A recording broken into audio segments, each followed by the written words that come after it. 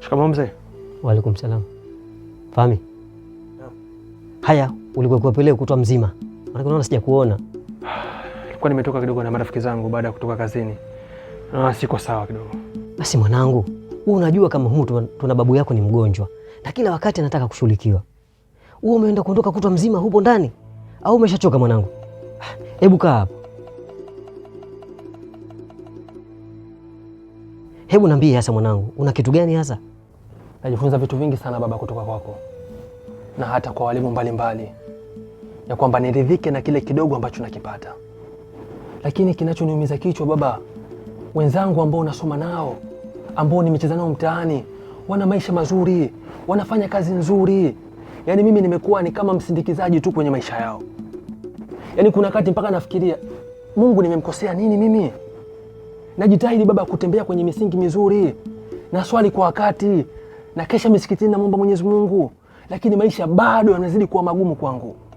Na hata hichi kamshahara kadogo ambacho nakipata kwenye video mbalimbali, basi pia hicho ukikigawa hamna kitu. Nikaona pia bado nikaamua kuongeza elimu ya degree kwenda zangu juu kabisa. Bado nimerudi zangu, hakuna chochote kile, maisha yamezidi kuwa magumu kwangu mimi baba. Baba yako najitahidi kukufunza katika mafunzo ya dini na imani. Kila siku nakuwa nakwambia, usiishi kwa kumwangalia nani anaishi vipi. Usiishi kwa kumwangalia nani anakula nini na nani anavaa nini. Ishi na uridhike kwa kile ambacho nakipata. Hicho huenda kina kheri kwako. Kwa sababu Mwenyezi Mungu mwenyewe ameshasema, wa asa an tukrahu shay'an wa huwa khairul lakum wa asa an tuhibu shay'an wa huwa sharrul lakum wallahu ya'lamu wa antum la ta'lamun.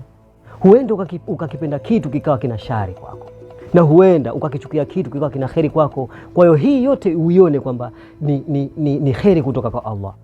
Mwenyezi Mungu ndiye anayekukadiria uishi vipi, na sio kwamba anakuchukia.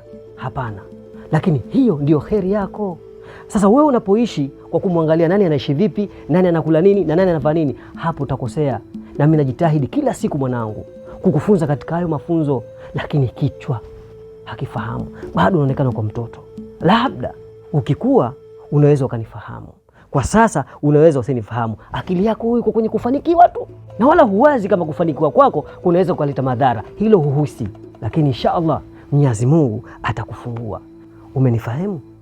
Nimekufahamu baba. Na ni babu vipi, kalala? Yupo kajipumzisha kidogo. Tokea asubuhi naona hajisikii vizuri leo. Basi na mimi naomba ruhusa kidogo kwenda kupumzika. Sawa.